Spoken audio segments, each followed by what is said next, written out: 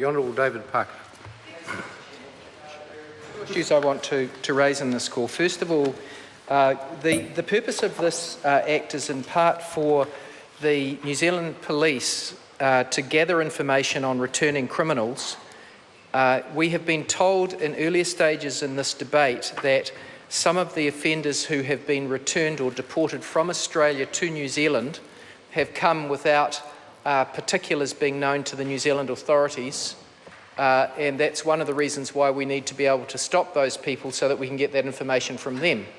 I would like to know from the Minister whether that is correct, and that in respect of the intervening period from earlier in the year when increased numbers of people were being deported from Australia to New Zealand, whether there were any instances where people arrived in New Zealand and the New Zealand authorities on their arrival did not know the offences with which they had been charged, or convicted, I should say, particularly in serious cases, because if that is the case, then that seems to me to be irresponsible on the part of the Australian authorities, and we've got a right in this House to know whether that's the case.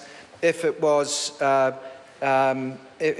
the case, it seems to me there's only two possible explanations for it. Either the Australian authorities were not willing to provide the information, or if they were willing, the New Zealand authorities didn't seek it.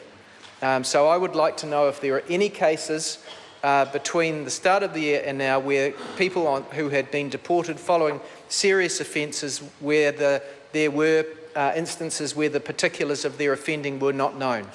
I think that's a reasonable question to ask the Minister, and I would ask that she respond to that point. The second point I want to make is a point that hasn't yet been made in respect of the interpretation section 4. Section 4 sets out the meaning of determination notice and returning prisoners. And this is necessary because the legislation says that where the Commissioner of Police determines that the nature of the returning prisoners' prior convictions and penalties passes a threshold, then that person is said to be a returning prisoner within the later provisions in Part 2 of the Bill, Part 2, Subpart 2, and the definition is given effect to through Clause 4 of the Bill. I, in an earlier contribution, and I don't know that the Minister was in the House at the time, asked the question whether the effect of Section 28 on those definitions means that the jurisdiction of the court is ousted to consider whether indeed the Commissioner of Police has made a valid determination notice to catch people within the provisions of the Act as being a returning prisoner. And my reason for that question arises from the words that are in Clause 28.2. So if a determination notice is made by the police, it seems that a court can't discharge or vary the terms of a notice that's been a standard notice that is imposed under this legislation, and that the jurisdiction of the court is being ousted. Now, I would like the Minister to comment upon that. Mr. Speaker, in terms of the issue that I started with, which is in terms of the estimated 157 people who've been deported to New Zealand between May and September this year, I think was the figure that was used by my colleague Phil Goff. I want to know whether on arrival the New Zealand authorities had instances where they didn't have information. That goes to the question as to whether this legislation goes far enough, because my understanding is that the legislation is not of retrospective effect, and that we will still have a lacunae in the New Zealand information if that information wasn't collected at the time and wasn't provided by the Australian authorities. I would hope that the advice that we've had in this House today on that point to date is wrong, because I would find it almost unbelievable that the Australian authorities would deport people from Australia to New Zealand who've lived there all of their lives, who are, from their point of view, Australians, who have no support networks back here on whom the New Zealand government may have absolutely no records. If these people have been living in Australia for 30 years, Mr. Chairman. Mr. Chairman.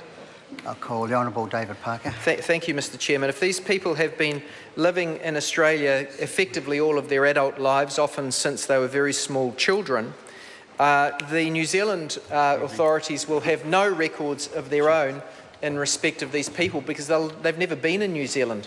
They might have been born here, they could have left New Zealand as a baby, and there will be no records of their offending while they were in Australia. There will be no records of any of their other interaction with governmental authorities because they've had none.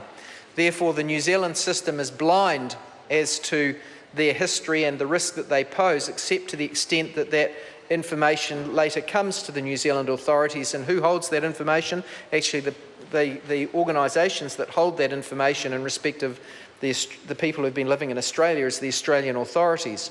And I would be very surprised if the Australian authorities had been deporting more people with serious offences between May and September without providing to the New Zealand authorities details of the offending, the sentences, and also other information if it had been requested by the New Zealand government.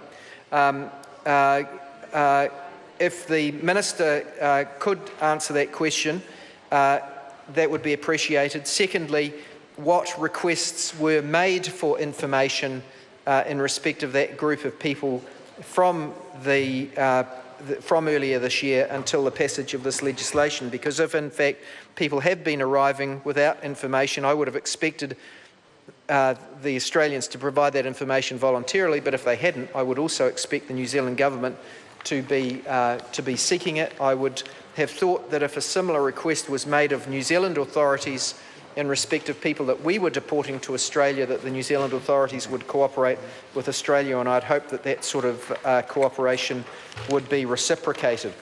Thank you, Mr. Speaker.